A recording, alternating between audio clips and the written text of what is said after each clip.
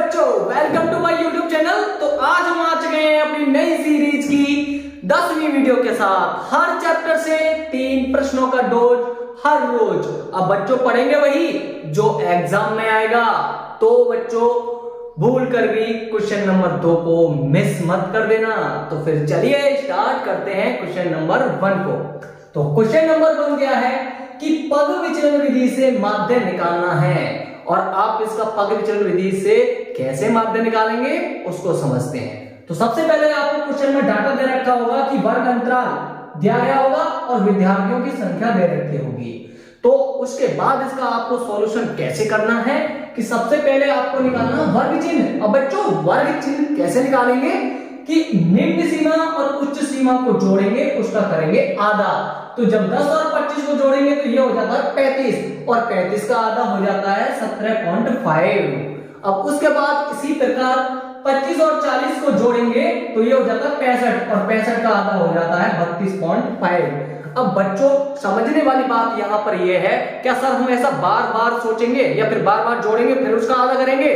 तो बच्चों ऐसा आपको करने की कोई जरूरत नहीं है। बस केवल उसके लिए आपको क्या करना है कि सबसे पहले देखना है कि इसमें कितने का अंतर चल रहा है वर्ग अंतराल में। तो आप देखोगे तो इसमें 15 का अंतर है, और इस 15 को हम जोड़ते चले जाते हैं। तो हमने 32.5 में यदि 15 जोड़ेंगे तो 47.5, और 47.5 में 15 जोड़ेंगे तो 62.5, और 15 जोड़ेंगे तो 77.5, और 77.5 में 15 जोड़ेंगे तो 92.5।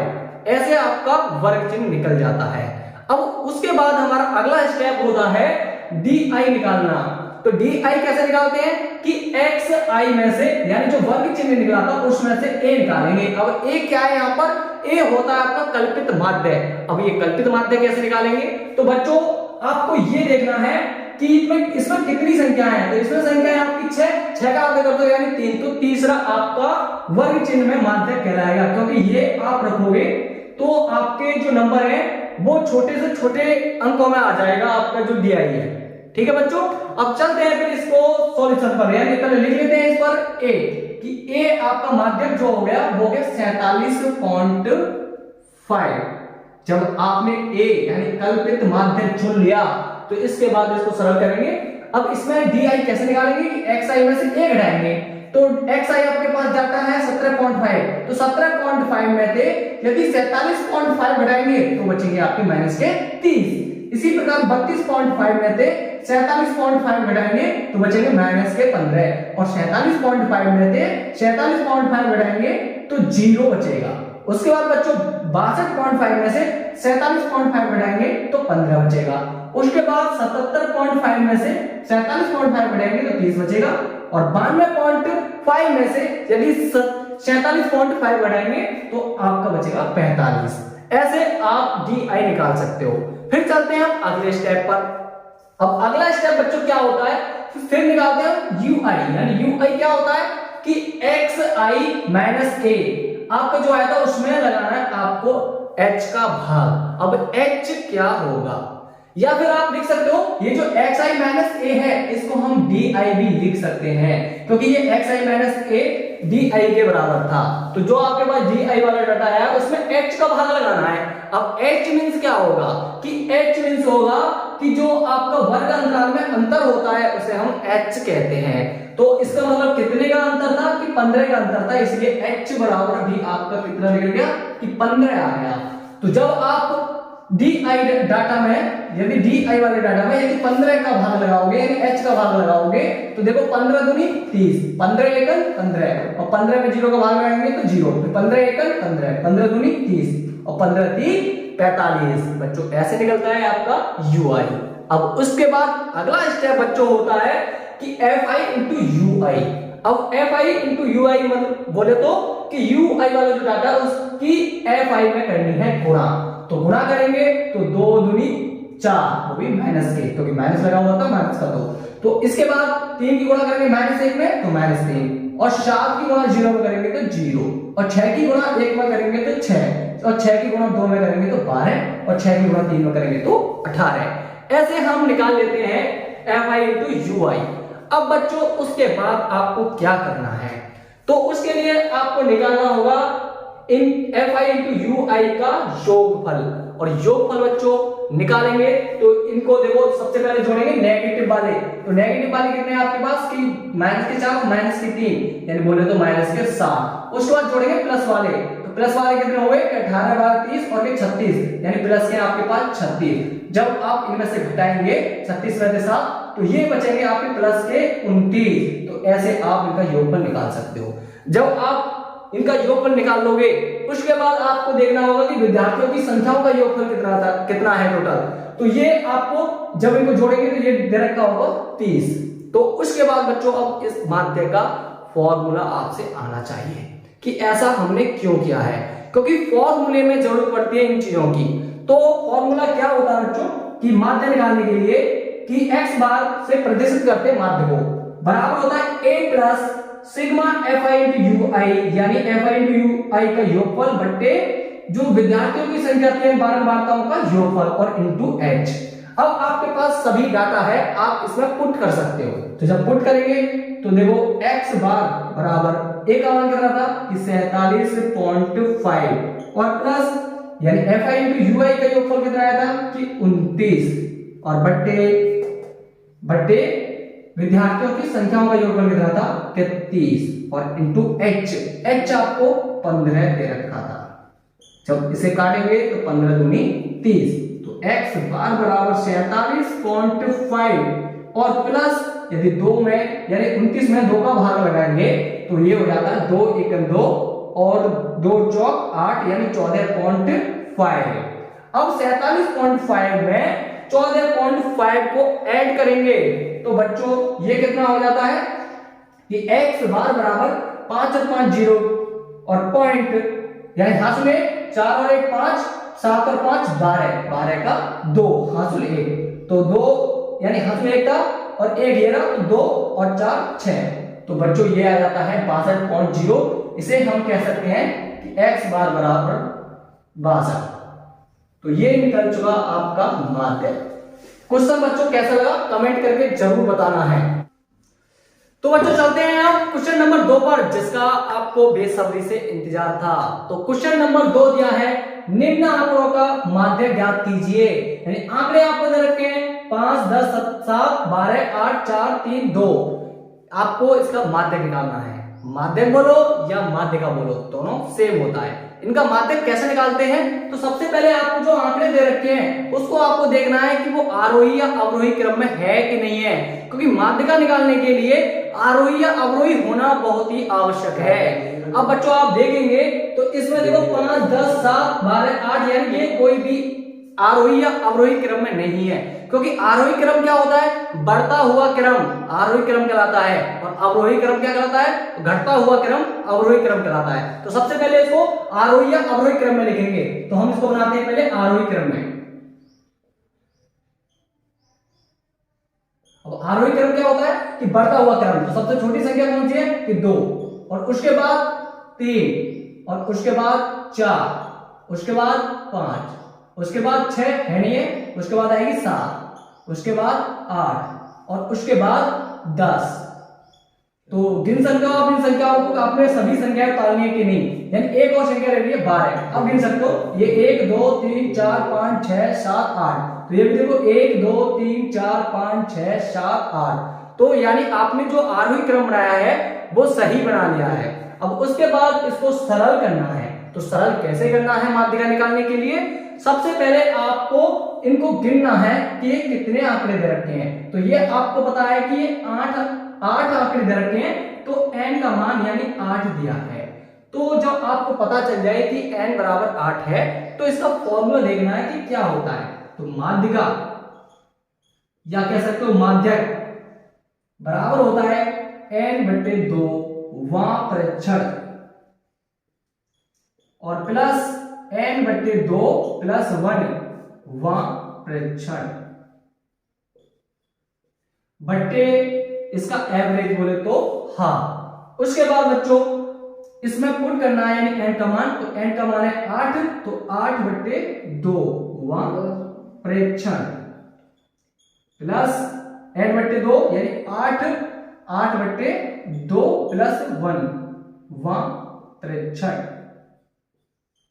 और बट्टे 2 अब बच्चों 8/2 यानी 4वां प्रेक्षण, और 4वां प्रेक्षण कौन सा होगा, ये आरोही क्रम में आपको गिनना है शुरू से, तो पहला, दूसरा, तीसरा, चौथा, तो 4वां प्रेक्षण है 5 और प्लस 4 यानी 8/2 यानी 4 और 4 में 1 जोड़ेंगे तो 5वां प्रेक्षण, और 5वां प्रेक्षण कौन सा है कि 1 2 3 4 5, और 5वां प्रेक्षण है आपका, यानी फिर से कहते हैं गलती होगी शायद हमसे, तो ये 1 2 3 4 5 यानी ये 7वां प्रेक्षण है 5वां, और बट्टे 2, तो 7 और 5 कितना हो गया बच्चों, 7 और 5 हो गया 12, और 12 में भाग लगाएंगे 2 का, तो ये आ जाएगा आपका माध्यक या माध्यिका 6। बच्चों क्वेश्चन कैसा लगा कमेंट करके जरूर बताना। बच्चों ये क्वेश्चन एक बार आपको अपने आप को खाना रोक रहे बच्चों ये क्वेश्चन इतनी बार पेपर में पूछा जाता है कि एक बार आप खाना खाना भूल सकते हो, लेकिन ये पेपर में आना नहीं भूलता, तो इसको ढंग से आपको तैयार करके जाना है। अब चलेंगे बच्चों क्वेश्चन नंबर 3 पर। तो क्वेश्चन नंबर 3 क्या है, यदि नीचे दिए हुए बंटन का माध्यक 28.5 हो तो x और y के मान ज्ञात कीजिए। बच्चों आपको माध्यिका यानी माध्यक का मान दे रखा है, इसमें x और y के मान आपसे पूछे हैं, तो कैसे इसका x और y का मान निकालेंगे, तो सबसे पहले बच्चों आपको इसकी निकालनी होती है संचयी बारंबारता, और संचयी बारंबारता बच्चों कैसे निकालोगे ये मैंने आपको पहले से ही निकाल चुका हूं, बस केवल आपको समझाना है। तो देखो संचयी बारंबारता जब निकालेंगे तो सबसे पहले बारंबारता को यानी 5 लिखेंगे, फिर उसके बाद इसके 5 के नीचे वाली इसमें जोड़ते चले जाते हैं, तो यदि 5 में x जोड़ेंगे तो 5 प्लस x, यदि 5 प्लस x में 20 जोड़ेंगे तो 25 प्लस x, यदि 25 प्लस x में 15 जोड़ेंगे तो 40 प्लस x, और यदि 40 प्लस x में y जोड़ेंगे तो ये हो जाता है 40 प्लस x प्लस y, और उसके बाद इसमें 5 जोड़ेंगे तो ये हो जाता है 45 प्लस x प्लस y। अब बच्चों यहां पर इसके बाद आपको इसका माध्यक का फॉर्मूला पता होना चाहिए कि माध्यक का फॉर्मूला होता कितना है, तो ये होता है L plus n/2 minus CF और बट्टे F इंटू H। अब यहाँ पर L क्या है, N क्या है, CF क्या है और H क्या है, ये समझना सबसे पहले। तो बच्चों N होता है बारंबारताओं का योग, यानी N सिग्मा F को हम ND कह सकते हैं, तो आपको n पता चल गया। अब उसके बाद बच्चों आपको पता करना है कि l कितना है। अब l कैसे पता करेंगे कि माध्यक से पता करेंगे, क्योंकि आपको माध्यक गिवन है, और माध्यक क्या है कि 28.5 दिया है। अब बच्चों वर्ग अंतराल में देखो कि 28.5 किसके अंतराल में आता है, तो देखो 20 और 30 के बीच में आता है, इसीलिए इसको चुन लेंगे वर्ग अंतराल को। जब 20 और 30 वाला अब वर्ग अंतराल चुन लेंगे तो देखो इसमें जो ये कहलाती है निम्न सीमा और ये कहलाती है उच्च सीमा, निम्न सीमा बोले तो L का मान, तो L भी आपको पता चल गया कि L का मान बच्चों कितना है कि 20 है, और यहां से आपने n पता किया था कि n कितना है कि 60 है। और बच्चों अब उसके बाद आपको चाहिए CF। अब CF क्या होता है, तो देखो ये वर्ग अंतराल के सामने वाली भुजा, ये तो कहलाती है आपकी बारंबारता के नीचे F, और संचयी बारंबारता में जो F है उसके सामने वाली लाइन से जस्ट ऊपर ले वाला पद आपका कहलाता है CF। तो CF आपको पता चल गया कि ये है, यानी CF बोले तो 5 प्लस x। अब बच्चों अब उसके बाद F मैंने आपको बताया था कि अभी कितना था कि 20, और H क्या होगा। अब बच्चों H क्या होता है कि जो वर्ग अंतराल में अंतर होता है उसे हम H कहते हैं। तो भाई H कितने का अंतर है ये देखना है कि 10 का अंतर चल रहा है, तो इसलिए H बराबर कितना हो जाएगा कि 10। अब आपको सभी डाटा गिवन है यानी मालूम है, तो आप अब इसको डाटा को इसमें फॉर्मूले में रख सकते हो। तो माध्यक कितना दिया है कि 28.5 और बराबर L का मान है 20 और प्लस n/2 यानी n का मान 60, तो 2 का भाग लगाएंगे तो ये आ जाएगा 30, और माइनस CF 5 प्लस x, और उसके बाद इसको कोष्टक में रखना है क्योंकि माइनस आपका पहले से बाहर है, और अपॉन f का मान है 20 और इनटू h का मान 10। अब यहां से काटेंगे तो ये 2 बार कट जाएगा, यानी 0 से 0 कटेगी। अब ये बराबर यानी 28.5 बराबर 20 प्लस, अब बच्चों जब इसको कोष्टक को खोलोगे तो जो चिन्ह है प्लस का वो माइनस का हो जाएगा, तो ये 30 -5 और माइनस से x और बट्टे 2। अब 28.5 बराबर 20 प्लस, यदि 30 में से 5 घटाएंगे तो ये बचता है 25, तो ये बचेगा 25 माइनस x और बट्टे 2। अब उसके बाद इस वाली जो राइट साइड में भिन्न आपको दिखाई दे रही है, इसको करना है आपको सरल, या फिर ऐसा ना करके आप 25 को पक्षांतर कर सकते हो लेफ्ट साइड में। जब लेफ्ट साइड में पक्षांतर करेंगे तो ये हो जाएगा 28.5 माइनस का 20 बराबर 25 माइनस x बट्टे 2। जब 28.5 में से 20 घटाएंगे तो बच्चों ये बचता है 8.5, तो यानी लिख सकते हैं हम इसको कि 25 माइनस x बट्टे 2 बराबर कितना बचा कि 8.5। अब इसके नीचे 1 रखेंगे और कैंची की मल्टीप्लाइज कर देंगे, तो कैंची की मल्टीप्लाइज करेंगे तो बच्चों ये आ जाता है 25 माइनस x बराबर 8.5 की 2 में गुणा करेंगे तो ये हो जाता है 17। अब उसके बाद 25 का करेंगे पक्षांतर, तो माइनस x बराबर 17 माइनस के 25, तो माइनस x बराबर बचता है आपका माइनस का 8 और माइनस से माइनस खत्म, तो x बराबर कितना आ गया आपका 8। अब बच्चों यहां से आपका x का मान 8 निकल चुका है। अब आपको निकालना है y। अब बच्चों y कैसे निकालेंगे, तो बच्चों यानी इसके बारंबारताओं का योगफल आपको 60 दिया है, यदि आप इनको जोड़ेंगे तो ये इसको हम कह सकते हैं कि x प्लस y, यानी x चर राशि को एक साथ जोड़ेंगे तो x प्लस y, और इनको जोड़ेंगे तो 5 और 20 25, 25 और 15 40 और 5 45, यानी प्लस 45, यानी n का मान x प्लस y प्लस 45 भी कह सकते हो आप, और ये बराबर दे रखा है 60। और बच्चों ये कैसा पता चले कि आपने ये सही जोड़ा है, तो देखो ये इसकी संचयी बारंबारता में जो लास्ट वाली लाइन आती है सही उसका वो आता है आपकी बारंबारताओं का योग। अब इसका मतलब x का मान बच्चों आपने पहले ही निकाल चुके हो, तो इस वाली समीकरण में यानी समीकरण नंबर फर्स्ट में आप x का मान रख सकते हो। तो समीकरण नंबर फर्स्ट में x का मान रखेंगे तो 8 प्लस y प्लस 45 बराबर 60। अब 45 और 8 कितना हो जाता है बच्चों कि 45 और 8 हो जाता है 53, और 53 का करेंगे पक्षांतर तो 60 माइनस 53, तो y बराबर आ जाएगा जब 60 में से 53 घटाएंगे तो 7। तो बच्चों x और y के मान आपने निकाल लिए हैं।